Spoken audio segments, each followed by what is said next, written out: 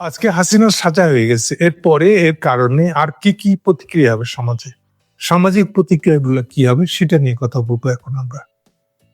Already আপনারা জানেন যে 32 নম্বরে ওই ক্রেন ট্রেন নিয়ে যে বুলডোজার নিয়ে বাংলার জন্য সেই লোকজন হাজির হয়ে গেছে। এখন ষষ্ঠ উৎসাহে ওখানে পুলিশে গেছে এবং আর্মি আছে একটু দূরে। ওয়াকারের আর্মি মনোবলটাই ভালো, তিনি তো সেনাপ্রধান এখন, ফলে তারা আছে একটু দূরে। কিন্তু আমার মনে হচ্ছে না যে যারা থাকবে এখানে লোক জড়ো হয়ে গেলে পরে মানে এটা আরেকবার ভেঙে দেওয়া হবে, মানে একেবারে সমান করে দেওয়া হবে। কিন্তু তার আগে একটা কথা বলে রাখি আমি, এই আজকে যে রায়টা হয়েছে, রায়ের আর একটা কথা লেখা বলা আছে, সেটা হলো যে এদের দুজনের সমস্ত সম্পত্তি সরকার কোর্ট করে দিয়েছে অলরেডি, মানে এই যেহেতু রায় হয়ে গেছে, এবং এইটা এক্সিকিউশনের জন্য ম্যাজিস্ট্রেটকে যে যে এলাকায় সম্পত্তি আছে সেই এলাকার ম্যাজিস্ট্রেটের কাছে নোটিশ পাঠানোর কথা বলে দিয়েছে। ফলে এটা এখন ম্যাক্সিমাম 1 মাসের মধ্যে এক্সিকিউট হয়ে যাবে, কারণ 1 মাসের মধ্যে তো আপিল করতে পারবে কি পারবে না, যেটা মনে হচ্ছে পারবে না। স্বভাবতই রায়টা ফাইনাল হয়ে যাবে। রায় ফাইনাল হলে এবার সমস্ত সম্পত্তি ক্রোক করে নেবে সরকার। আর সম্পত্তি ক্রোক করে নেওয়া পরে এইবার এইটার একটা প্রপার ডিস্ট্রিবিউশন করে দিবে, যারা যারা ক্ষতিগ্রস্ত হয়েছে আন্দোলনের ফলে, যাদের সন্তান মারা গেছে তারা, অথবা যাদের একটা হলো সন্তান মারা গেছে, আর একটা হলো যারা অসুস্থ হয়ে আছে বা চিকিৎসা করতে পারছে না, খরচ লাগবে, অনেক খরচ লাগবে, যদিও সরকার অনেকটা করেছে, সেসব দিকে তাদেরকে ক্ষতিপূরণ দেওয়ার চেষ্টা করবে। সো এইটাও একটা আদালতের রায়। সেই হিসেবে ধরে নিতে পারেন যে 32 নম্বর কিন্তু সরকারি সম্পত্তি হয়ে যাচ্ছে। তো তাহলে এখন কিটা ভয়? আমি যতটুকু জানি ওদের মধ্যে আরেকটা ভয় আছে পুলিশের বা আর্মির মধ্যে, যে 32 নম্বর একবার ভাঙা হচ্ছে, ভাঙার কারণে এর স্ট্রাকচার নড়বড় হয়ে গেছে। এখন ভাঙতে গিয়ে কোথায় ভেঙে কার ঘাড়ে পড়ে, দুটা লোক মারা গেলে পরে আর একটা কেস হবে। তো সেটাকে অ্যাভয়েড করা যায় কি করে সেটা ভাবতেছে, কেউ ভাবতেছে ভেঙে ফেলা যায়, আর কেউ ভাবতেছে ভাই পাবলিকের সঙ্গে ফাইট করতে তো যাওয়া যাবে না, তো আজকের দিনে যাবে না। কারণ আজকের দিনটা অলমোস্ট এটা একটা 5ই আগস্টের দিন। 5ই আগস্টে যা কিছু করতে পারেনি আজকে তাই করার দিন। আজকে থেকে অন্তত আওয়ামী লীগের লোক খুঁজে পাওয়া যাবে না। এই যে যারা এখন রাস্তায় গাড়ি ভাঙছে, আগুন দিচ্ছে, যে পয়সা দিচ্ছে, আগুন দিয়েছে, এই কাজগুলো করার মতন লোক আজকের পরে, এই রায়ের পরে পাওয়া মুশকিল হবে আওয়ামী লীগের জন্য। কেন? কারণ এটা একটা ডিমোরালাইজিং এফেক্ট আছে, যে একটা লোকের ফাঁসি হয়ে গেছে, আপনি তার পক্ষে কি আর বলবেন? তার পক্ষে দাঁড়ায় কাজ করবেন টাকা দিলেও? এখন আপনাকে যদি ধরালো, আপনার ছাড়ানো লোককে আসবে। সেই যেসব ইউনিভার্সিটির মাস্টাররা আওয়ামী লীগ করতো বা লুকায় ছুপায় আছে, এই যে প্রজন্ম 71 না কি জানি, 71-এর জন্ম নাকি জেনে মনে, যেসব গ্রুপ বাড়াইছিল আর দিক দিয়ে, এইসবের কাজের কোনো মোরাল গ্রাউন্ডটা থাকবে না। এটা হচ্ছে মুখ্য কাণ্ড।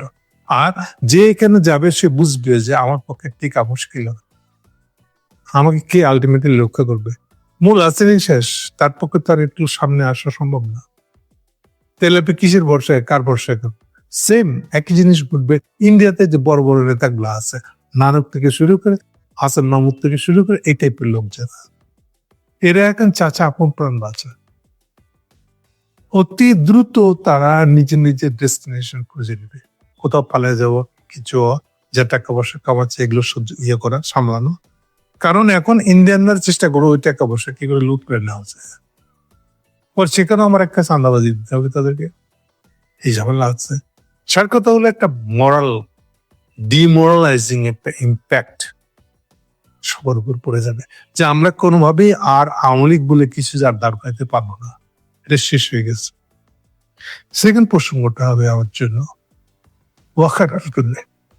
ওয়াকারের জন্য আজকে স্যাডেস্ট ডে। রায়টা আমি 2.5 ঘন্টা ধরে বসে বসে শুনেছি। রায়ের মধ্যে একবার আনোয়ার চিপের নামও আসছে। এইখানেও সে একইভাবে, ঠিক যেমন স্বরাষ্ট্রমন্ত্রীকে সে ইমিডিয়েট হাসিনার অর্ডার পালন করছে, তার অর্ডারটা আইজির মধ্য দিয়ে এক্সিকিউট হচ্ছে, ঠিক সেরকম সেনাপ্রধান বলা হচ্ছে, সেনাপ্রধানকে দায়িত্ব দিচ্ছে যে 15 তারিখ থেকে বা 16 তারিখ থেকে বোধহয় জুলাইয়ের, যে পুলিশের যোগ করে নিয়েছে, এবার আর্মি হলো দায়িত্ব দেশের আইন শৃঙ্খলা রক্ষার জন্য। এখন সে যে সরাসরি 1400+ হত্যার সাথে সংশ্লিষ্ট, এটার কি হবে? এবং এই কেসটা যখনই আপনার আইসিটি করে উঠবে, ওয়াকারের বাঁচার কোনো সুযোগ নাই। ইভেন আমার তো মনে হয় তারা থেকে আরো সময়টা পার হয়ে গেছে, লেট করে ফেলছে, এরকম হয়ে দাঁড়াতে পারে। ফলে উনি এখন কি করবেন? আগে তো ভাবছে আচ্ছা ঠিক আছে, বিচার ঠেকাই দিবেন, সংস্কার ঠেকাই দিবেন, পুরান কনস্টিটিউশনে ফেরত যাবে, কনস্টিটিউশন কন্টিনিউ আছে, এটা ধরে নিতে হবে। চান্স নাই। আপনার থেকে এই সুযোগে আর একটা কথা বলি, বিএনপি সালাউদ্দিনের মধ্যেও ভারি ইন্টারেস্টিং। কনস্টিটিউশন বিশেষজ্ঞ সালাউদ্দিন বলতেছে অপরাধ অনুযায়ী সাজা কম হয়েছে, একটা লোক ফাঁসির অর্ডার হয়ে গেছে, তাও কি দুইবার দুইটা কেসে, আর একটাতে যাবজ্জীবন হয়েছে। এই লোকের ফাঁসি হওয়ার পর আর কি শাস্তিটা হওয়া বাকি ছিল বল দেখি? তাহলে এরকম আবেগ দিয়ে কথা বলতেছে কেন? বলছে এই জন্য যে আজকে থেকে দিনটা খুব খারাপ যাবে, মানুষ চলে যাবে অ্যান্টি হাসিনার জায়গায়। ফলে ও নিজেকে বুঝাচ্ছে যে আমি তো ইন্ডিয়ান দালাল, এখন আমার কি অবস্থা হবে, আমাকে কি পাবলিক মানবে? আমার আজকে তো কথা বললাম কি কিরকম হাস্যকর দাঁড়াবে না? এখন এই ব্যবসাকে খেয়ে সে আরো হাস্যকর কথাটাই বলে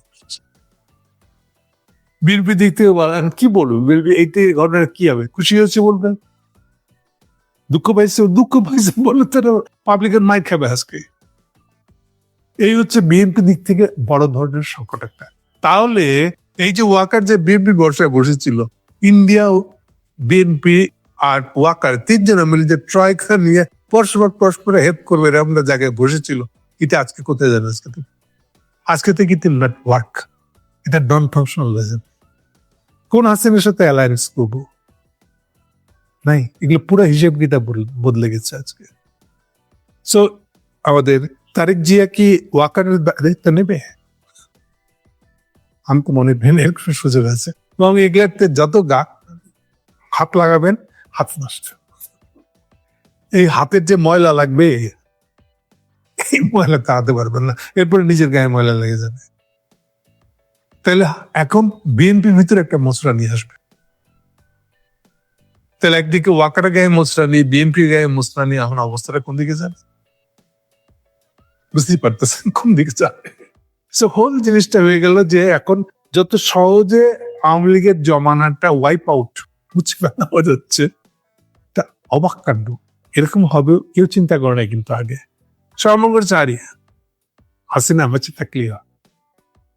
তা আজকে যেরকম ফাঁসি যায় হয়ে গেছে, এরপরে আর হাসিনা বেঁচে থাকবে কি করে? ওকে তো লুকায় থাকতে হবে, পালায় থাকতে হবে, প্রকাশ্যে চলাফেরা করতে পারবে না, ইন্ডিয়া থেকে বের করে দিবে। ইন্ডিয়া দায়িত্ব নিতে চাইবে না।